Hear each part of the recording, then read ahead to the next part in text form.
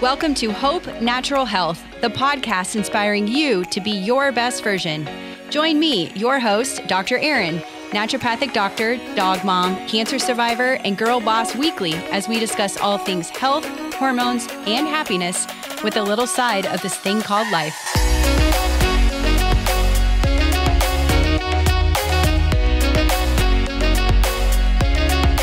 We are back for another fresh episode of the Hope Natural Health podcast. Last week, we discussed nutrition and meal planning with guest Whitney Prude. And now we're going to dive into this week's episode. Guess what? I have another guest because we're on a roll with guests. We have Amy Wilson here. She is a board certified geriatric pharmacist, a certified fitness professional, and a certified nutrition coach using the Faster Way to Fat Loss platform, who is disrupting the diet industry and helping her clients take their health back. With over 30 years of experience, Amy specializes in developing individualized health plans that navigate through her clients' individual barriers, allowing them to be successful in their efforts. She has seen her own clients reverse their prediabetes, diabetes, high cholesterol, and more. Her mission is to empower and equip her clients to take charge of their health and find balance in their lives. I'm super excited that she's here today. So welcome to the show, Amy. Hey, thanks, Dr. Erin. It's great to be here. Yay. Well, I look forward to this conversation. We're going to be talking a lot about weight loss, the puzzle with that, and all of those fun things. But first, let's talk a little bit more about how you got into what you're doing and tell me a little bit more about your background. So I kind of call myself a triple threat. So I'm a pharmacist and a nutrition coach and a fitness professional. And they all just melded together. Isn't that kind of how cool how life kind of just throws you into where you need to be? So I started teaching aerobics when I was 17, way back in the day, and had a really kind of bad relationship with food. I think a lot of us have come from that. And as a pharmacist and a fitness professional, what's one thing people always ask you? How can I lose weight? Can I take this supplement? And so even through my own journey of wanting quick fixes, because let's be honest, I'm human. I want those quick fixes too. I've always wanted those. And that actually set me up to blow my back out at 29. And I had back surgery because I was an exercise addict. Fast forward, I have a lot of nutrition certifications underneath me that all had to do with calories in versus calories out, which is, excuse my language, is BS. And it wasn't until I hit mid-40s and perimenopause started that I'm like, oh, nothing is working that used to work before. Yeah. And this is just crazy. And here I am, a fitness professional. I teach aerobics and I'm getting bigger. And what do people look at? I mean, it's pressure to be a fitness instructor. Yeah. You want to look a certain way. You want to be healthy, but I wasn't feeling healthy. And it wasn't until I became a client again, and it's the program I now coach called Faster Way to Fat Loss, that I realized that what was missing was the science. What was missing was, hey, we have to fuel our body. I had been under eating for years and overworking out for years because that's what they tell us. Eat less, move more. And realizing that was not helping my hormones. That was actually causing me to gain weight. And that was making me have the brain fog. All the things I thought were perimenopause and menopause were being amplified by not eating and working out too much. And so I knew that if I was in this situation, there were other instructors that were in this situation, that there were other women going through perimenopause, menopause also in this situation. I'm like, you know what? I got to get back into nutrition coaching. And then I'm also seeing people who are too young being admitted to my nursing homes because I'm a geriatric pharmacist. And what I was seeing was lifestyle. So it was like this bigger picture. It wasn't about chasing skinny anymore. It was about getting our health under control and becoming more healthy, stronger, and looking at our longevity instead of just chasing skinny. And so it's like the triple threat.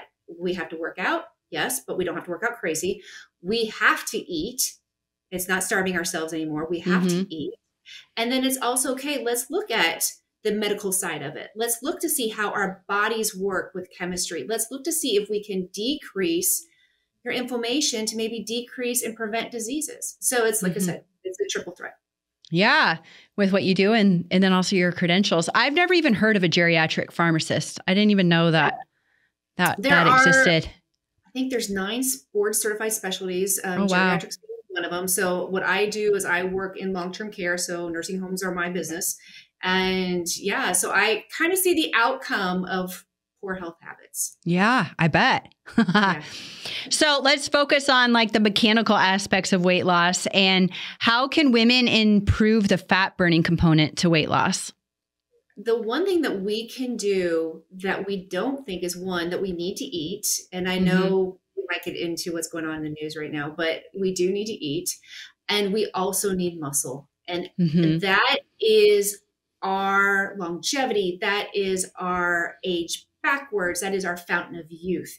And when we can keep our muscle and add muscle, that is what we need. That is exactly what we need for the prescription for living better and longer and healthier. Yeah. Yeah. So you said we might get into the news. I would assume you're speaking about the GLP-1 agonists and that type of thing that's the buzz right now with the semaglutide and the Mounjaro and Wegovy and all of that. Yeah, I would love to hear your thoughts on that. I know it can be a controversial subject for some, and we all have our own opinion. And what's important to take away from, any of these topics and conversations is you have to do what's best for you. So there's a time and a place for these things. But I would love to hear, even as a pharmacist, like your thoughts on these new things. Well, they're not new, but it's a great discovery. Yeah. It really is a great discovery of medicine. So what I want people to understand is I'm not going to beat you up if you're on these medications. I'm not going to beat you up if you're thinking about being on these medications. I want you to go in with eyes wide open. And I want you to understand that if you're going to be on these medications, you still have to eat. You need protein. You need muscle.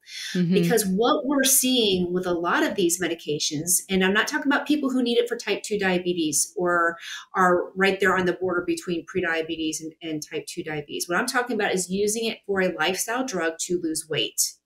So what we are seeing is that, yes, you do lose your appetite. And before you go, yes, awesome, this is exactly what I wanted. Not me. No, I want to eat. Yeah. And so when you don't eat, your body does need amino acids. It's going to get amino acids from somewhere. So it's going to get from muscle. Your body needs micronutrients. It needs calcium. It needs D. It's going to get it from your bones. So what I'm looking at and what I am seeing is that we are seeing muscle mass decrease, not in a good way. And yes, are you losing weight? Yeah, but you're losing muscle. So what are you doing? You're slowing down your metabolism. Your muscle helps your bone structure. Your muscle helps support. Your muscle helps get you out of a chair. And when you lose that, you don't feel good. You're not able to do anything that you want to do. You're not able to lift things, and you're feeling weaker because you're not eating. And then what I'm really afraid of is that we're going to see in 5 years something I call old lady syndrome. We're going to see 35, 40, 45-year-olds and if you're midlife, you really need to be focusing on not losing any muscle. But what we're going to start seeing is people look older. We're going to see that there is going to be lifestyle diseases of fragility, of age, osteoporosis, osteopenia, sarcopenia, which is muscle loss, if people don't know what that is. And so we're chasing the skinny to get in this pair of jeans or what we think is healthy, because we think skinny is healthy, but it's not. What happens when you want to go off this medication? Well, now you slowed your metabolism down, and then you start going back to what you did before because you didn't learn nutrition. You didn't learn how to build muscle. And of course the weight's going to come back on. And I always say it brings friends. It brings friends along. And not only does that cause issues for females especially, but it causes issues psychologically. Think about how many times we've yo-yo dieted and we felt like a failure. And now we do this medication, maybe the insurance doesn't pay for it anymore, or you've had the side effects and you don't want to be on it. And now you feel like, oh my God, I have to be on this medication. So now we have a psychological addiction to this medication. Not to mention some of the extreme kind of side effects that can cause what's called gastroparesis, that slows down your GI tract to the point that it stops. And it's not reversible. That's what scares me. And that maybe is a possibility that we might start seeing an increase in some colon cancers just because of that constant slowdown of our GI tract, because the whole idea is that we want to get rid of waste. We want to get rid of that stuff. We don't want it sitting there fermenting or whatever. And I think we need to know all the risks and not just think about, oh, I'm going to lose 20 pounds, I'm going to lose 5 pounds, I'm going to lose 10 pounds, sign me up. Yes, is eating right, learning your nutrition, learning to eat protein, lifting weights, takes time, frustrating sometimes. Yeah, but it's going to keep you out of my nursing homes, not put you in the nursing homes. Yeah, absolutely. That's what we want. Yeah. With the GLP-1s, you mentioned the muscle mass decreasing because we have decreased caloric intake. If a woman was to be on one of these and is still maintaining strength training exercises at the gym, can that kind of counterbalance it? Or is it still, and, focusing on protein, even though she might be eating less, is it safe to say if you focus on the protein, still maintain the strength training exercises, you'll see a less reduction in the muscle mass? It's possible. And I always say, work with somebody and make sure that you are getting the DEX scans or getting a body fat scan, because you want to track that. You want to make sure that you are holding on to the muscle. You want to make sure that you are getting enough protein. I know that's a big thing with clients that I work with, because I'm virtual, so I have clients all over. And when I have somebody like, but I just can't eat, I'm just not hungry, and they don't want to eat. And you have to eat so you don't lose that muscle. Our bodies are amazing. They know how to function and they know how to survive, whether you want it to or not. It's going to figure it out. And unfortunately, it will take it from the muscle. So yes, if you are doing all the things, if you are getting that protein minimum, if you are being smart about working out, not spending hours in the gym, because I have people that I know who are on Ozempic or Mounjaro, and I see them in my classes and they're there for hours and they're not eating and they're at the gym for hours. And I mean, they've aged, they have aged. They have the muscle tone's not there. They've lost it in their face. They've lost it in their tushy. It's not a healthy lifestyle. And it's almost going back to that anorexic thing that we grew up with, or at least I grew up with back in the day. We don't see it as much. It's there, but we don't see it as much. It's kind of almost that same kind of mental mindset again. Yeah. Yeah. So what does, outside of these drugs that can help you, or medications that can help you lose weight, if we just wanted to focus on, what's in front of us and how we can improve our nutrition, learn about nutrition, what does a sustainable meal plan look like? Something that you can do now in 6 weeks, in 6 years. It's something that is not just 10 days, 3-day fix, something that is not extreme. Because what I tell my clients, yes, am I going to change some of your behaviors on eating? Are we going to change some of the amounts that you eat on eating? Are we going to change where you're not going for a candy bar at 2:00? Yes. But if you're not somebody who likes salmon, I'm not going to be able to coach you like salmon. So it has to work with your palate, and your palate will actually improve once you start eating real food and getting rid of ultra processed foods. It's kind of like I say with a smoker. When a smoker stops smoking, all of a sudden they start being able to taste things better. They start being able to smell things better. It's the same thing when you get rid of all the chemicals and the processed foods. Blueberries taste like candy when before you they didn't taste like anything. And you're like, wait, how is this so sweet now? It's because that you've changed some of the chemistry in your body and you have trained your body like, hey, we can do things with regular food and not ultra processed food. The other thing too is our body works better with real food. And once you start equating how you feel with the food you eat, that's a huge motivator. Brain fog gone, sleeping better. Sometimes the aches and pains are gone. Inflammation is gone. All those positives keep adding up. And we just don't realize sometimes how bad we feel until we start feeling good. Oh, yeah. I see that all the time. A lot of women are just, oh, yeah, I feel, I'm okay. And I said, I don't think you know what it's like to feel good because you felt so crappy for so long. And then, I've had others say like, oh, wow, I didn't know this is what normal people feel like because I start feeling better. Yeah. And it's a true testament. Like, you are what you eat, and food is medicine. So, and you don't have to do a crazy haul in your diet either, like a 180. Like, it can be, small steps. And that's when, I help women. It's like, I don't want to take away your bagel that you have every morning. Eat your bagel, but let's get you some protein in there and some other nourishing nutrients rather than just like a giant carb bomb first thing in the morning. And they're like, oh, okay, I can do that. But they don't know. And again, like, you don't know what you don't know. And we have such a, crisis in America with obesity and poor diet. And I think it's because there's no education around it. And we have all the politics around it and the advertising, and it's just a vicious cycle. Well, the diet industry is $3 billion. Yeah. And that's in supplements and programs. And there's no money in education. And I'm a pharmacist who prefers you not on medication. Guess what? That lifestyle feeds an industry. Yeah, it does. In the 70s, we had heart disease. We're like, oh my God, we got to take away the fat. So we replaced the fat, went low fat, fat free, we replaced it with sugar. Well, guess where we are today? We have a diabetes epidemic and an obesity epidemic. Yep. We didn't have that. If you look back in the 70s, we didn't have that. So the problem is that we also have mainstream media, or everybody saying that everything needs to be quick. It needs to be like Instagram. You just follow, just swipe, or Amazon Prime, 2 days. We want everything now. We want that body now. We want to be able to change our diet now. And we expect instant results instead of understanding that. I always tell my clients, the day that you work with me is day one. And you will never stop your health journey until your last day here on this earth. Yeah. And when you start thinking of it as a journey, when you start thinking about taking care of you and not worrying about the quick fix, and not worrying about how can I get there in 10 days? Can I get there in 5 days? Yeah. What happens if I get there in 6 weeks? Can I sustain that? And can I keep going? That's what we want.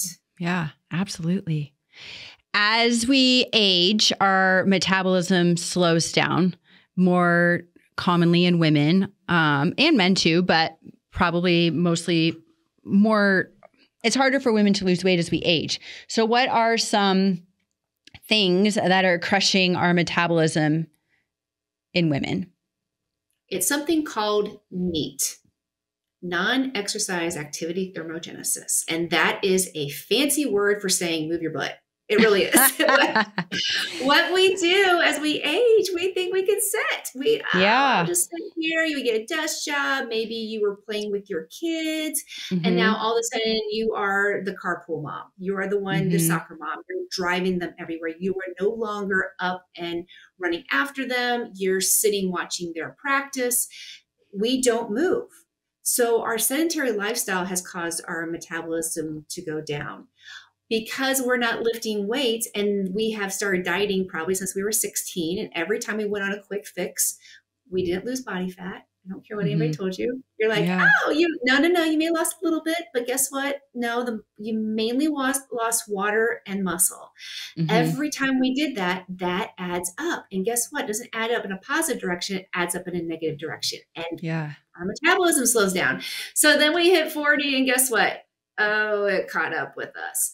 So it's so important to keep moving. And I don't mean like going for marathon runs every day. It's walking, parking on that last parking space at the grocery store. It's doing little things like maybe you're doing the dishes, or you're cleaning up the house every day and moving your body, or going for a walk while you're on the phone.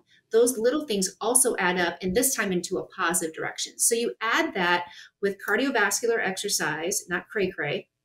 Cardio, you don't have to go, I always said, leave your DNA on the floor. I mean, back in the day, all the things I used to say is so wrong, but and you don't need to do that every day. So if you're lifting weights, if you're doing some good cardiovascular a couple of days, and then you are doing the NEAT, non-exercise activity thermogenesis every day, moving your body, those are 3 good ways to get started of increasing that metabolism.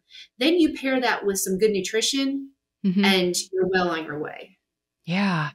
And how does this help with what you're seeing, like clinically, with your geriatric population? doing these things now, how are you seeing that transition, long term? So what we're doing when we work out smart, eat healthy, is now we are decreasing chronic inflammation. So decrease prediabetes, diabetes, heart disease, metabolic syndrome, helping our thyroid, because our thyroids need our thyroids need carbs, but we're also, with cancer, we are preventing cancers, hopefully preventing colon cancer. So all these things that we are doing is helping our future self and helping our person that we want to be in 20 years. It's like, I always tell people, it's like, don't tell your 20-year-old self what they should have done. Been there, done that, peace out, gone, right? Yeah. But if you look in the future and you see yourself in 20 to 30 years, what does she look like? What does she need for you to start doing now? And if it is move your body, if it is add muscle, if you're having a hard time getting up the steps, or if you just have no energy or your brain fog, then all these things that we're talking about, health, nutrition, lifting weights, need to start now so that when you get there in 20, 30 years, you're not looking back going, man, if only, I wish. Don't get there. Be that person that looks back going, all right, girl, you did it. Thank you so much for taking care of me. Now, there might be some women that are listening to this and being like, oh, it's probably too late. It's not too late, right? Oh, never too late. Absolutely never too late. It's like, I don't care what age you are. You could be listening to this and being 85 years old. No, it is absolutely possible to start baby steps. What I hate about Biggest Loser is people watch Biggest Loser and expect that to be right now. And it's like, no, that doesn't happen. So what we need is to realize that, yes, it's going to be baby steps, and it's okay that it's baby steps, and it's okay that it takes time. But the one thing that I can tell you that doesn't work is not starting. Yeah. That does not work. Yeah. And it's okay. Baby steps. Just start. Baby steps. Yeah. There's always a day one, right? It's always day one. With this conversation, it's been so insightful and helpful. Is there anything that we didn't touch on that you want to mention to the audience about anything? Well, it's kind of like what we were just talking about. I always get asked, what's the secret sauce? If, when someone comes to me, it's like, how's this going to work? Is this going to work for me? And I always say, you're the secret sauce. It's like, I'm working with you virtually. You have my phone number, we can do Zooms, but I'm not there. I'm not you. If you want it, if you're willing to learn to do some adjusting, pivoting, changing, then you absolutely can get to where you want to. Yeah. But you just have to understand that the power is within you, and you are the secret sauce. For sure. And I'm going to sneeze. Bless you. Excuse me. I was going to say, and the first step is they're having the conversation with you, or like for me, the first step is they're in the office, right? So that they know they want to make it change. It's just, they need the tools. They need a little, kick in the butt or action plan or whatever. So they're already there. They just need to just take the leap and just start, right? Because you go on Dr. Google and you're like, oh, and then there's so many things. And then there's an article that comes out today for something else. And an article comes out tomorrow. And you're just like, I don't know where to start. Sometimes you just need someone to say, hey, let's get yourself a plan. Here's the check boxes that you do every day. And let me help you get there. And that takes away that, how do I do this? How do I do this? What I will tell you is if you're signing up for something that says you're going to lose 20 pounds in 10 days, or it promises the world, it's not sustainable. It just isn't. If it's not focusing on health and it's only focusing on chasing skinny, it's not going to be sustainable. So get something that you're starting to focus on health. And that might be a brain switch there, because a lot of times we are like, and I also have clients who come to me for health. They're like, so how many inches can I lose? How much can I lose? And it's like, no. You will lose, but we're not on a timetable. We are going to get your body healthy. And that's what's most important. When you start focusing on health, everything else falls in place. Yeah. And those quick fixes, they're not sustainable, and they're also not healthy. They're going to crush more of our metabolism. They're going to damage our thyroid. They're going to hurt our hormones, your adrenals. and then you're just in this hole that we can't get you out of. So yeah, super, super helpful advice. We'll kind of wrap this up here, but I ask all my podcast guests one or the same question. So what would be your best or favorite health tip that you can share with the audience? It's easy. It's free. And I'm going to give you two. One, first thing in the morning when you wake up, have some water before your coffee. Get hydrated. Yeah. Number two, get some good walking shoes and go for a walk. Yeah. Two absolutely free things that you can do on a daily basis that will help your health. Absolutely. And I started with the water thing. I brought this up in podcasts in the past because hydration is so important. And I used to hate water. I thought it was boring. I'm like, why would anybody drink this? I didn't know anything about it, right? You don't know what you don't know. And now I start every morning. Well, actually every night before I go to bed, I fill up my pint glass and I put it right on my nightstand. And it's just, I get up, I go to the bathroom, I come back, I slam my glass of water, and that starts my day. So yeah, it become a habit. You'll miss it. And it's walking, so much more energetic than coffee. Believe it or not. Yeah. I mean, I still have my coffee, but I do have my water before the coffee. I still have my coffee. Right. And walking is so underrated, and it's so helpful for us, especially as women. It's great for our adrenals. It's great for our stress relief, the lymphatic system, our immune system. Like, people think that walking doesn't burn calories, but there's so many more health benefits besides just, the calories that you're burning. So very good advice. I appreciate that. Amy, you have a 5-day meal guide with recipes that you can share with us. So we'll make sure to include your website. I believe that's where the listeners can get that. That, or they can either send me a message on my website, or they can find me on Instagram at the Nutrition Coach Pharmacist. Send me a message that you heard me here with Dr. Erin. And yeah, I would love to send that to you. Awesome. Well, we will have all of your links in the show notes and all of that where they can find you. And when the episode airs, we'll tag you in all of it too. So Amy, thank you so much for being here today. And I hope you have a wonderful rest of your day. You too. Thank you. Thank you. And we'll see you all again next week.